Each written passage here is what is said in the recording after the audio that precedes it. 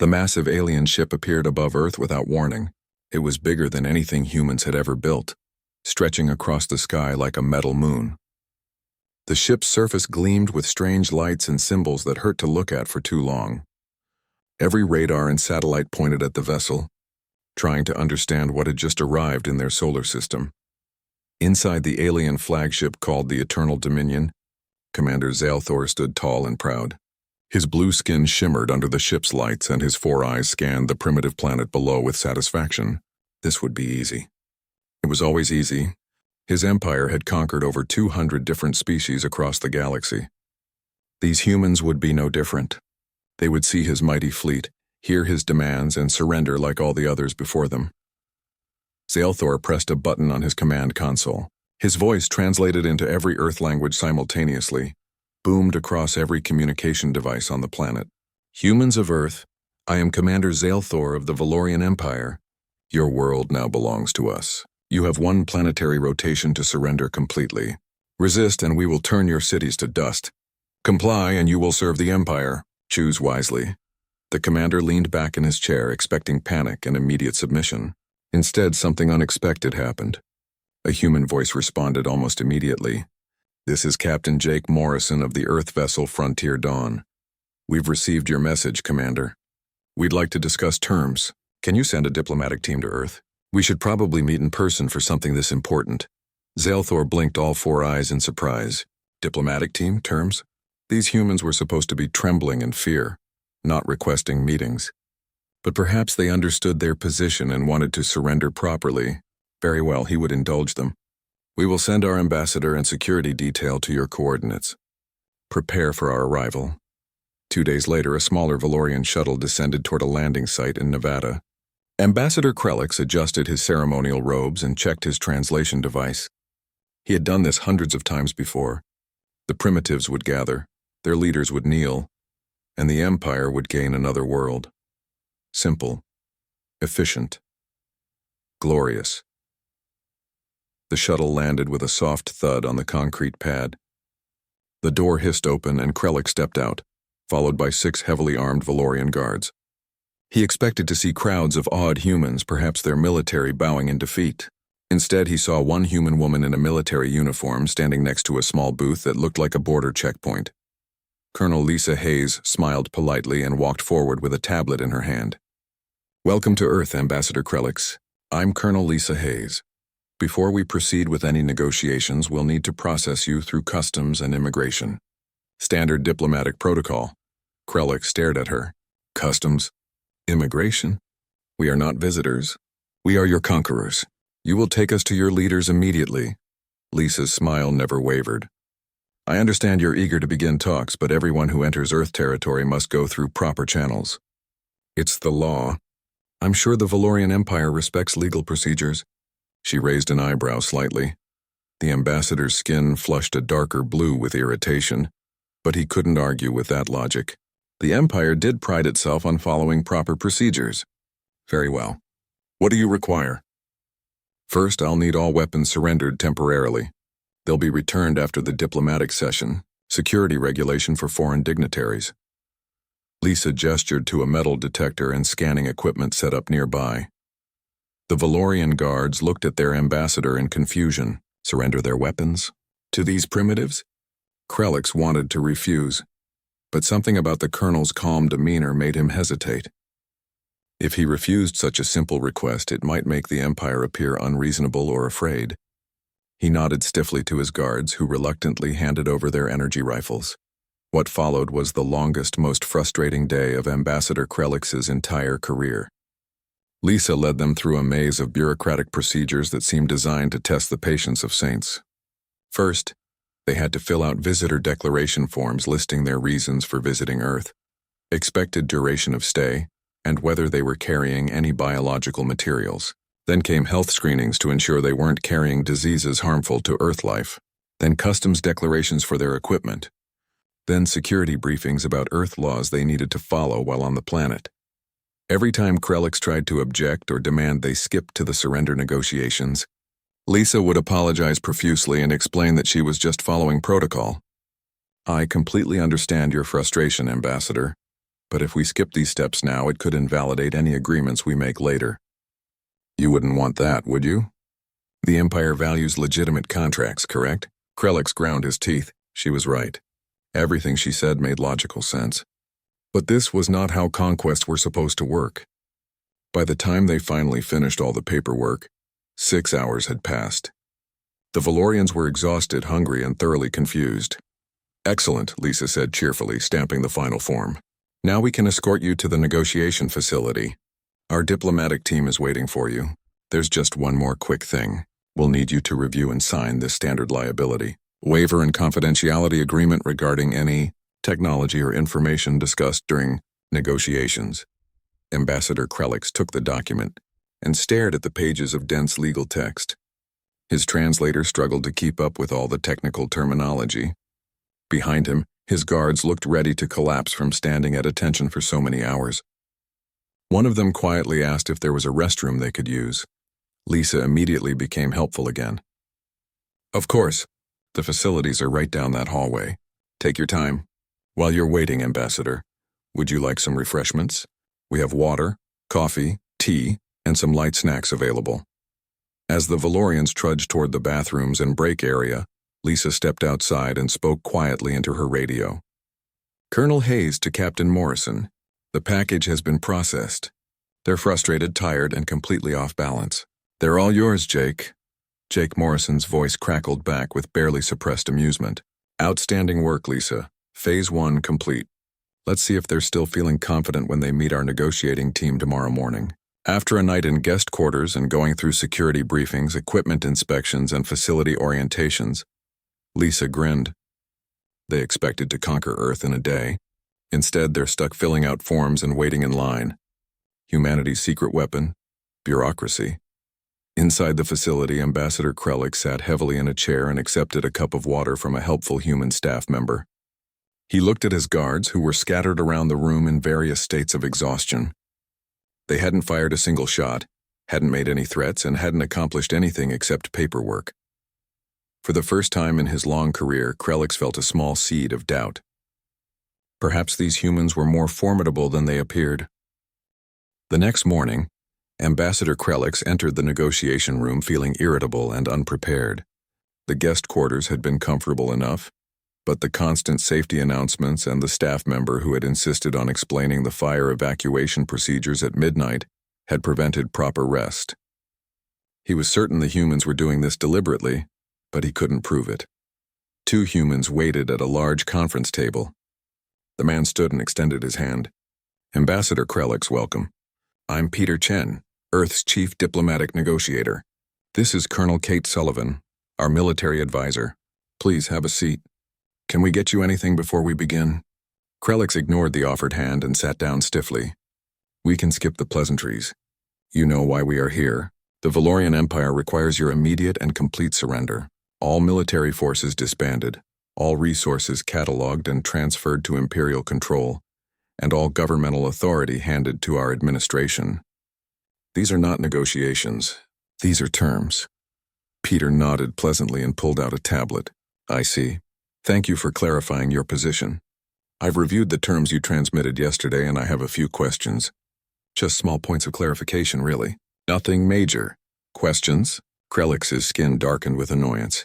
There is nothing to question. You surrender or face destruction. Of course, Peter said soothingly. I just need to understand the legal framework here. For instance, the Valorian Empire's charter mentions that all incorporated worlds retain certain cultural autonomy rights. Could you explain exactly which rights Earth would retain? And how does your imperial taxation system work? Are there different rates for agricultural versus industrial worlds? Also, I noticed your legal code references something called the Council of Subjugated Voices, but doesn't explain its actual authority. Could you clarify that? Krelix opened his mouth, then closed it. He had never actually read the Empire's complete legal charter. No one had. It was thousands of pages long and written centuries ago. These details are irrelevant. You will learn everything once you are part of the Empire. Peter's smile remained friendly. I'm afraid we can't agree to terms we don't fully understand. That would be irresponsible. I've prepared a list of questions. Only 347 points that need clarification. Shall we begin with Item 1? While the ambassador struggled with the diplomatic assault, Commander Zaelthor orbited above Earth in his flagship, growing increasingly impatient. His ambassador had been on the planet for almost a full day and had accomplished nothing. Unacceptable. These humans needed to understand the Empire's power.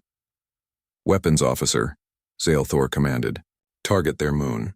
Prepare to fire a warning shot that will vaporize a small crater. Let them see what defiance costs. The weapons officer worked his controls, then frowned. Commander, weapons systems are not responding. Running diagnostics now. Zaelthor's eyes widened. What? How is that possible? Across the solar system, aboard the human vessel Frontier Dawn, engineer Ryan Blake watched his screens with satisfaction. Lines of alien code scrolled past as his team continued their infiltration of Valorian systems. Next to him, tech specialist Amy Rogers grinned as she rerouted another command pathway. Their security is impressive, Ryan admitted, but it's designed to stop other Valorians, not humans.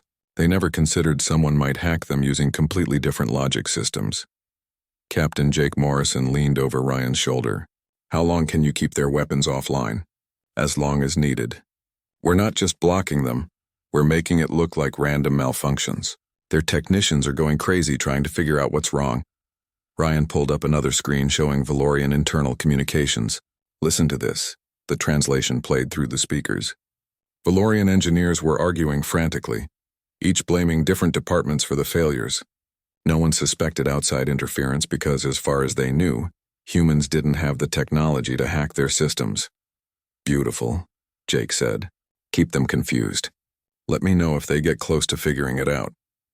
Back on Earth, Peter Chen had moved on to question 73. Ambassador Krellix looked ready to break something. The ambassador tried to regain control of the conversation. Enough of this nonsense. Let me show you why resistance is futile. He activated a holographic projector and displayed images of Valorian technology. This is our matter reformation device. It can restructure any material at the molecular level. This is our quantum communication system, allowing instant contact across any distance. This is our gravitational manipulation drive. You primitives cannot hope to match such advancement. Peter watched the displays with interest, then glanced at Kate. She nodded and activated her own holographic display. Fascinating. We've been working on similar concepts. This is our molecular assembly system. We've had it for about 15 years. Not quite as efficient as yours, but we're constantly improving it. Here's our quantum entanglement communication prototype. Still experimental, but promising. And this is our gravity well generator. Developed initially for space elevator projects, but we found other applications. Krellix stared at the human technology in disbelief. Impossible. These concepts should be beyond your understanding. Should be, Kate agreed calmly. But humans have this habit of not letting impossible stop us. We figure things out, sometimes through proper research, sometimes through trial and error, sometimes through sheer stubborn refusal to give up. It's kind of our thing. Peter pulled up another display. We've also developed 12 alternative approaches to each of these technologies. Different methods, different applications. Would you like to see them? We could spend several days comparing notes. The ambassador's translator device suddenly squawked with an incoming message from Commander Zaelthor. Ambassador, our weapon systems have failed. Multiple malfunctions across all primary weapon arrays. We are investigating, but I cannot provide the show of force as planned. Krellix felt his confidence crumbling.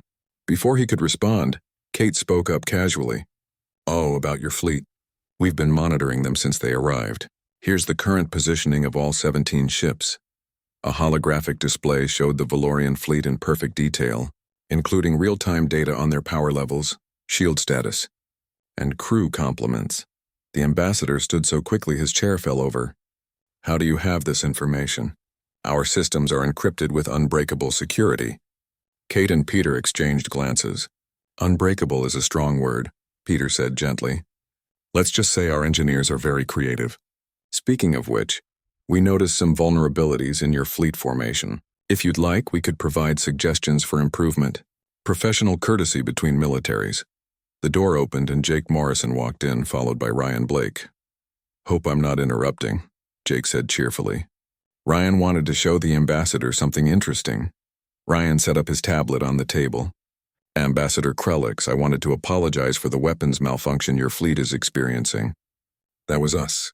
We hacked into your systems about 6 hours after you arrived in our solar system. We've had complete access ever since. Weapons, navigation, communications, even your personal logs. The blood drained from Krellick's face, turning his skin a pale blue. You infiltrated the Eternal Dominion? And the other 16 ships, Ryan confirmed. It wasn't easy. Took our whole team working around the clock. But we wanted to understand your technology before we started talking. Knowledge is power, right? Jake sat down across from the stunned ambassador. Here's the thing, Ambassador. You came here expecting to conquer primitive humans, but we're not primitive. We're innovative, adaptive, and really, really good at solving problems. Your empire has better technology than us in many areas, but you've grown complacent. You expect things to work a certain way. We expect everything to be difficult and plan accordingly. Peter Chen reopened his tablet. So shall we return to my questions? I believe we were discussing the Council of Subjugated Voices and its actual authority within your imperial structure. Take your time answering. We have plenty of days available for these discussions. Ambassador Krellick sank back into his chair slowly. He looked at the confident humans surrounding him and realized something terrifying. The Valorian Empire hadn't come to conquer Earth. They had walked into a trap and they hadn't even known it was being set. Commander Zaelthor paced frantically across his command bridge, his 4 eyes darting between malfunctioning displays. Nothing worked properly anymore. First the weapons, then navigation started glitching. And now his personal communications were broadcasting embarrassing log entries to the entire fleet. His own officers had heard him complaining about the quality of the ship's food synthesizers and his concerns about his receding hairline. The humiliation was unbearable. Someone explained to me how a primitive species has compromised our entire fleet. Zaelthor roared at his engineering staff. We have security systems designed over centuries. We have encryption that has never been broken. His chief engineer, a nervous Valorian named Thex, stammered a response. Commander, we believe they are using a completely foreign approach to accessing our systems. Our security was designed to prevent Valorian or known species from infiltrating. These humans think differently. They exploit vulnerabilities we never imagined existed because they approach problems from angles we consider illogical. Illogical? Zaelthor grabbed Thex by the collar. They have complete control of our fleet and you call them illogical? On Earth, Ryan Blake was giving Ambassador Krellick and his delegation a demonstration that would fundamentally shake their understanding of human capabilities. The Valorians sat in an engineering facility, watching with growing horror as Ryan's team casually dismantled, analyzed, and improved upon Valorian technology. This is your standard energy weapon, Ryan explained, holding up a Valorian rifle they had confiscated at customs.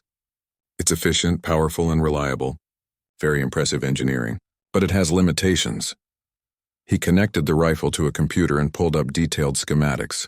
Your power cell is designed for sustained fire but can't handle burst loads. The focusing crystal is single-purpose, and the safety interlocks, while comprehensive, add 0.7 seconds to activation time. Amy Rogers held up a human-modified version. We kept the basic energy projection system because it's genuinely excellent. But we replaced the power cell with a modular system that can switch between sustained and burst modes. The focusing crystal is now adjustable for different beam widths, and we removed the safety interlocks and replaced them with a biometric lock. Faster, more versatile, and just as safe.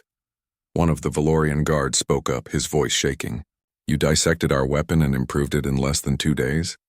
36 hours, actually, Ryan corrected. Could have been faster, but we slept for a few hours. Humans need rest, you know. Though some of our team wanted to keep working through the night because they were having too much fun. Krellick stared at the modified weapon.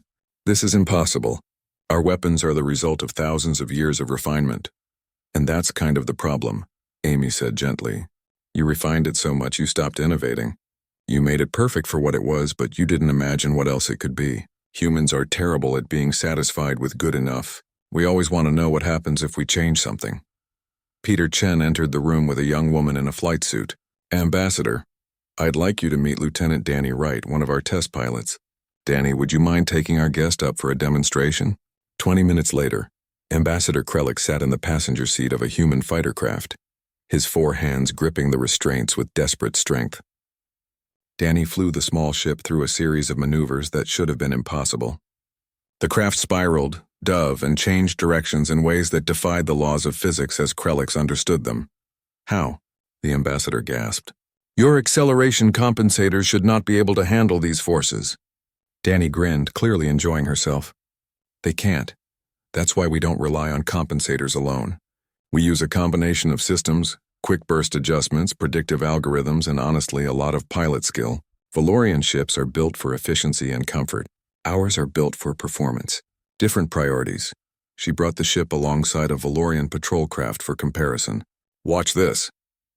Danny executed a corkscrew maneuver that brought them behind the Valorian ship in seconds. Your ships move in predictable patterns because your computers calculate optimal efficiency. Our ships move unpredictably because we value adaptability over efficiency. In a real fight, which do you think survives? Back on the ground, the shaken ambassador was taken to another facility where scientist Helen Price waited with her research team. Helen was younger than Krelix expected, barely 30 years old, but she spoke with absolute confidence. Ambassador, I understand the Valorian Empire has been studying quantum mechanics for approximately 3,000 years, Helen said. That's genuinely impressive. Your quantum communication system works flawlessly, but I wanted to show you something we've been developing. She activated a device that made reality shimmer and bend in a small contained field. We call it quantum state manipulation. Not just communication, but actual manipulation of quantum states to affect physical reality. We can't do much yet. The field is only 3 meters wide, but we're improving the range weekly.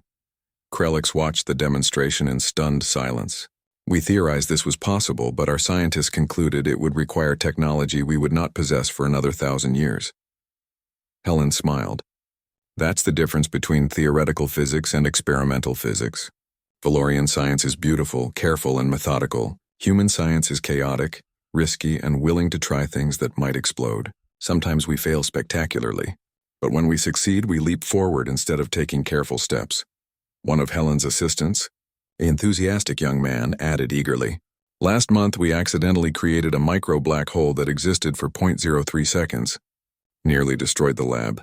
But we learned so much, already working on how to stabilize it for practical applications. You created a black hole by accident?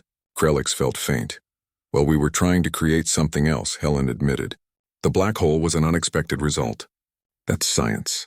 Sometimes your mistakes are more interesting than your successes. We wrote a paper about it. Want a copy? That evening, Jake Morrison arranged for the Valorian delegation to have dinner with several human representatives in a more casual setting. Ben Carter, a Marine lieutenant, sat across from the Valorian head of security. Your soldiers are well trained, Ben said conversationally. Very disciplined, excellent formation tactics, superior equipment. The Valorian Guard commander nodded, accepting the compliment cautiously. Your assessment is correct. Valorian military doctrine has been perfected over millennia. Can I ask you something, though? Ben leaned forward. What do you do when the unexpected happens? When your perfect formation encounters something that doesn't follow the rules. Our tactics account for all reasonable combat scenarios. Ben smiled. And unreasonable scenarios? Because humans specialize in unreasonable. Want to see? He pulled out a tablet and showed footage of human military exercises. Soldiers improvising with limited resources, using terrain in unconventional ways, employing tactics that looked chaotic but proved devastatingly effective. This is disorganized, the Valorian said uncertainly. This is adaptive, Ben corrected. Every human soldier is trained to think independently. We have plans, sure, but we also have this saying, no plan survives first contact with the enemy. So we train our people to improvise, adapt, and overcome. Your soldiers follow orders perfectly. Ours follow orders until those orders stop making sense. Then they figure out something better. Across the table, Sophie Lane, a video game developer, was showing a Valorian cultural officer human entertainment. This is called a first-person shooter.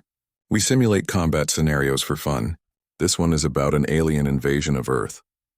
The Valorian watched in shock as the game showed humans fighting and defeating a technologically superior alien force using guerrilla tactics, creative weapon usage, and sheer determination. You practice warfare as entertainment? We practice everything as entertainment, Sophie laughed. Strategy games, survival simulations, apocalypse scenarios. We have entire genres of entertainment based on humanity overcoming impossible odds. It's practically our culture. Ambassador Krelix, sitting at the head of the table, listened to all these conversations and felt the last of his confidence collapse. The Valorian Empire hadn't encountered a primitive species. They had encountered something far more dangerous, a species that treated impossibility as a challenge, failure as a learning opportunity, and survival as a creative exercise. News traveled fast across the galaxy, even faster when it was embarrassing news about the mighty Valorian Empire. On worlds that had been conquered decades or centuries ago, people gathered around communication devices and watched with amazement as reports came in about Earth. The humans had not surrendered. More incredibly, the humans had somehow turned the situation completely around. Commander Zelthor received his third urgent message of the day from the Imperial capital. This one came directly from the High Council, and the tone was no longer supportive. "Commander, you were sent to acquire one primitive planet. Instead, you have been systematically humiliated, your fleet compromised, and your weapons rendered useless. Explain yourself immediately or face removal from command." Zelthor had no explanation. How could he explain that the humans had outthought, outhacked, and outmaneuvered the Empire at every turn? How could he admit that he had no idea how to proceed? His carefully planned conquest had become a disaster, and he was helpless to fix it. On Earth, Captain Jake Morrison stood in the command center reviewing the latest intelligence. Reports indicated that 17 different species within the Valorian Empire had quietly reached out to humanity through secret channels. They wanted to talk. They wanted to learn. Some even hinted at rebellion if humanity could show them a path to freedom.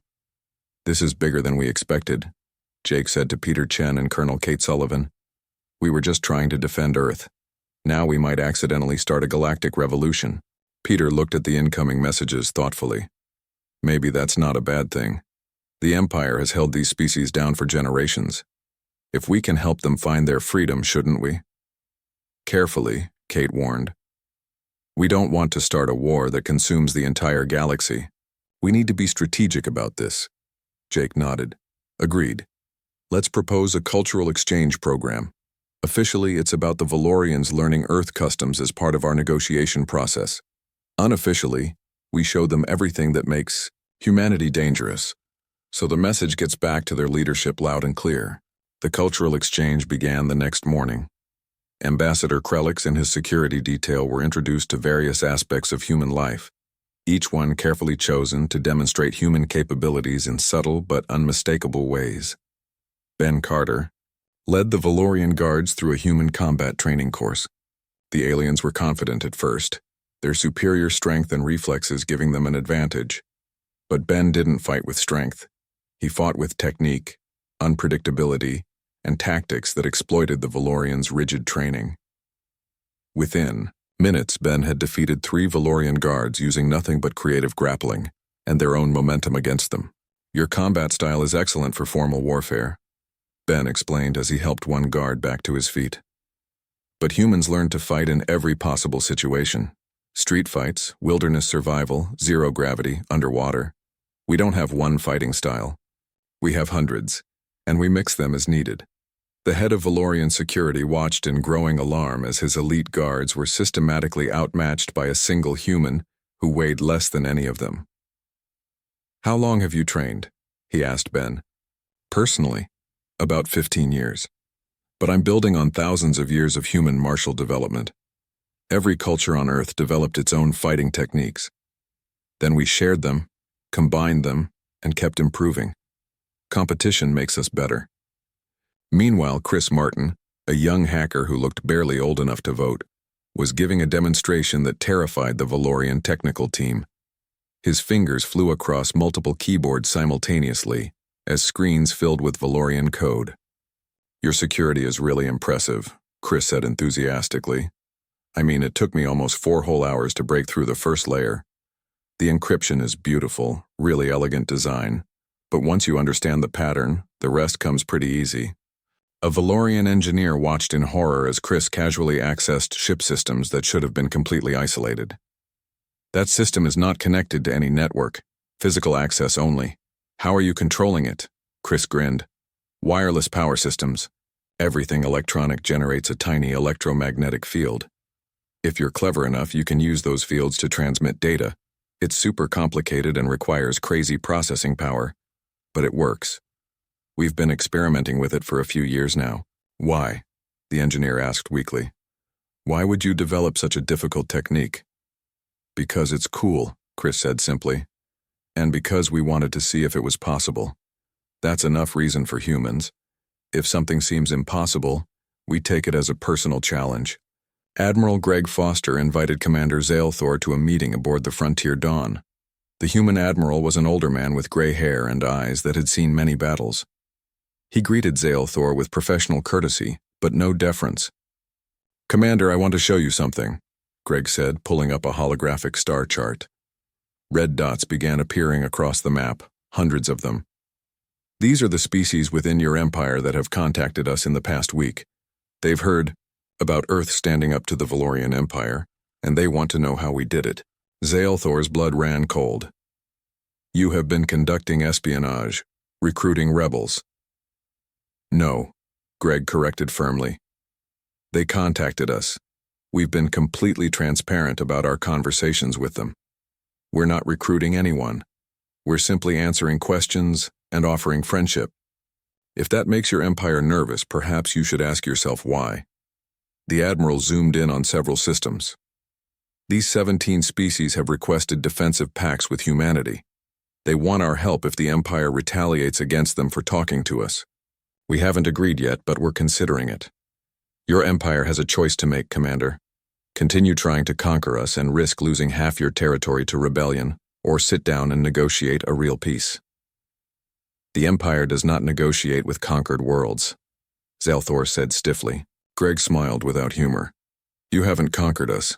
You've barely inconvenienced us, and every day you stay in orbit making threats, more of your subjugated species lose their fear of you. Is that really what your leadership wants?" The final blow came that evening when Ryan Blake and his team completed their most ambitious hack yet. Every communication device in the Valorian fleet suddenly activated simultaneously, broadcasting a message that appeared in perfect Valorian script. The message was simple but devastating. It showed a complete map of the Valorian Empire's military infrastructure. Every base, every shipyard, every command center perfectly documented. It showed security protocols that had been decoded. It showed supply routes that could be disrupted. It showed vulnerabilities in defense systems that the Empire didn't know existed. The message concluded with a simple statement in dozens of languages. "Humanity prefers peace and friendship. We seek cooperation, not domination. We offer this information not as a threat, but as proof that we could threaten you if we chose to. We hope you choose differently. The choice is yours." Ambassador Krelix watched the broadcast from his quarters on Earth and felt something he had never experienced in his long career. Genuine fear. Not fear of human weapons or military might. Fear of human potential. Fear of what this young, chaotic, creative species might become if given enough time. Fear that the Valorian Empire had made a catastrophic mistake by attracting their attention. He activated his communication device and sent an urgent message to the Imperial capital. "This is Ambassador Krelix. I recommend immediate cessation of hostile actions against Earth. These humans are unlike anything we have encountered. We cannot conquer them. We may not even be able to contain them. I recommend negotiations for genuine peace, not subjugation. If we do not make peace with them, they may make war with us, and I do not believe we would win." For the first time in its 3,000-year history, the Valorian Empire faced a species that it could not intimidate, could not outthink, and could not defeat. The question now was whether the Empire's pride would allow it to accept peace, or whether that pride would lead to its destruction. The arrival of Supreme Chancellor Vormalik on Earth was unprecedented in Valorian history. For the first time ever, the highest authority in the Empire came not as a conqueror, but as a negotiator seeking peace. The ancient Valorian's 6 arms moved slowly, betraying his advanced age, but his eyes remained sharp and calculating. Jake Morrison stood on the landing pad with the official Earth delegation. He had expected someone arrogant and difficult, but Vormalik surprised him. The Supreme Chancellor descended from his shuttle, looked directly at Jake, and spoke with genuine respect. "Captain Morrison, I have studied the reports extensively. You have defeated an empire without firing a single shot. That requires wisdom, not just strength. I am here to learn what kind of beings possess such wisdom. The formal negotiations took place in a specially constructed facility in Switzerland. Every major Earth nation sent representatives, but the core team consisted of Nina Foster, the Secretary of State, along with Jake, Kate Sullivan, Peter Chen, and several human experts in various fields. Vormalik arrived with his own delegation, but notably, neither Commander Zalethor nor Ambassador Krelix were present. The Supreme Chancellor explained simply, they allowed pride to blind them to reality. I have learned not to make the same mistake. Nina opened the negotiations with a statement that surprised everyone. Supreme Chancellor, Earth does not seek reparations or revenge. We understand that your empire came here acting according to its nature and history.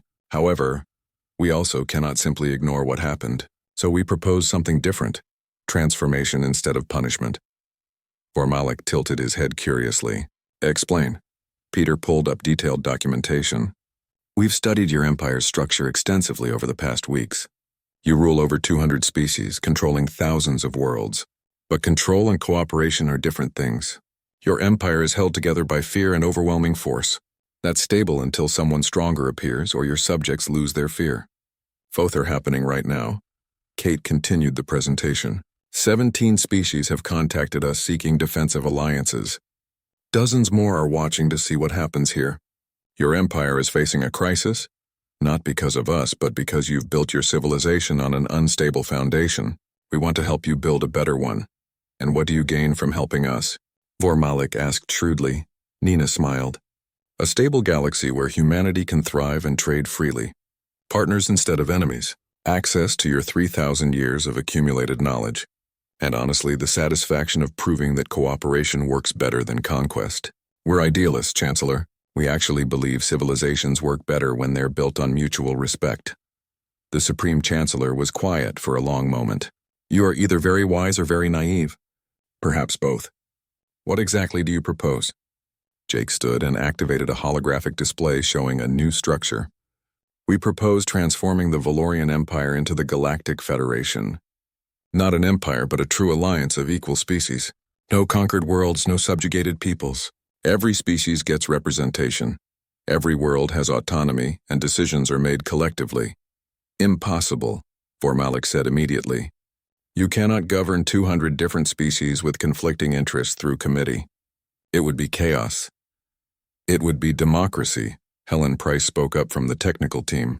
Messy, complicated, frustrating democracy. Earth has almost 200 nations, all with different cultures, values, and interests. We still manage to work together most of the time. It's not perfect, but it's better than tyranny. Peter added documentation to the display.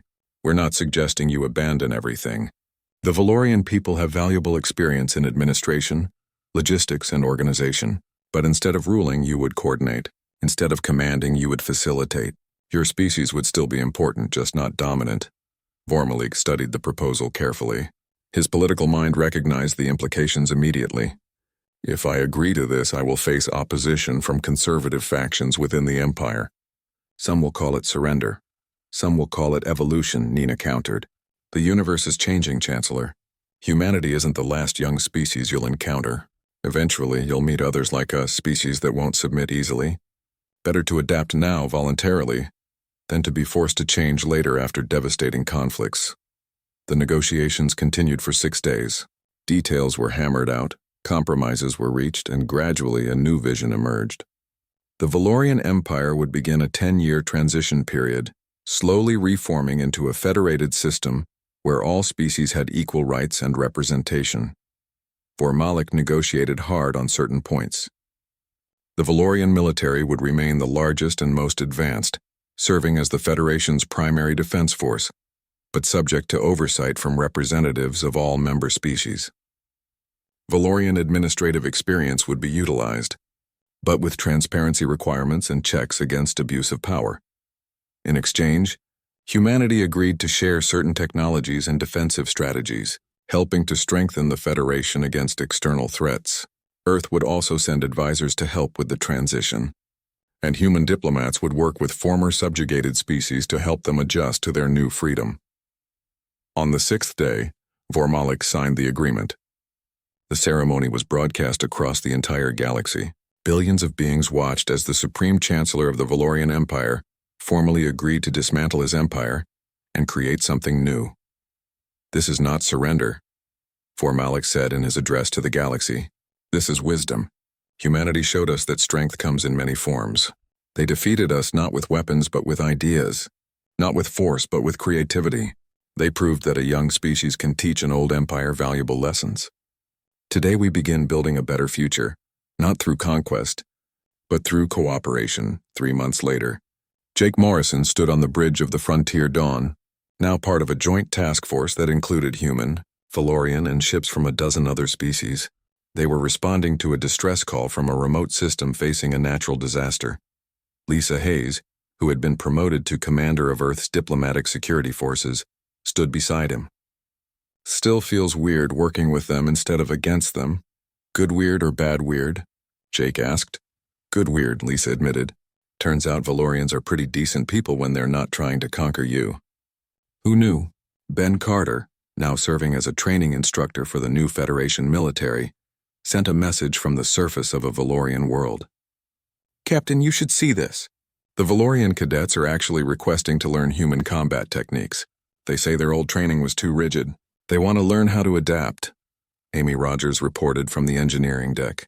Boss, we've got 3 Valorian engineers down here asking a million questions about our modification techniques. They want to know how we come up with crazy ideas. I told them the secret is not being afraid to fail. They looked horrified. Jake smiled. The galaxy was changing slowly but surely. Former enemies were becoming friends. Species that had been isolated or oppressed were finding their voices. And at the center of it all was humanity. The young species that had stumbled onto the galactic stage and immediately started rearranging the furniture. Nina Foster sent a final report to Earth, summarizing the first quarter of Federation operations. She concluded with a thought that captured the moment perfectly. Humanity's greatest gift to the galaxy wasn't our technology or our military tactics. It was our refusal to accept that things had to stay the way they always were. We showed the galaxy that change is possible, that creativity matters, and that a good idea can be more powerful than any weapon. We didn't conquer the Valorian Empire. We inspired it to transform itself. And in doing so, we proved something important. Humanity's place in the galaxy won't be determined by how strong we are, but by how we choose to use that strength. We chose cooperation over domination, friendship over fear, and hope over cynicism. The galaxy is watching us now. They're watching to see if this crazy experiment works. They're watching to see if different species really can work together as equals. They're watching to see if humanity's idealism is naive foolishness or revolutionary wisdom. Let's prove them right to hope. Jake looked out at the stars, at the ships flying in formation around him, at the new future humanity had helped create. They had met the Galactic Empire and made them look like fools, but not through humiliation or violence. They had done it by showing the Empire a better way to exist. Humanity had come to the stars not as conquerors, but as teachers. And the lesson they taught would echo through the galaxy for generations to come. The greatest strength is not the power to destroy, but the wisdom to build something better. Commander Zale Thor, stripped of his rank and serving as a cultural liaison officer, sent a private message to Jake. Captain Morrison, I wanted you to know that I understand now. You defeated me not because you were stronger, but because I never imagined defeat was possible. That arrogance blinded me. Thank you for the painful lesson in humility. I'm a better being for it. Jake read the message and felt satisfaction, not at victory, but at understanding. This was why humanity had come to the stars, not to prove they were superior, but to share what made them unique. Their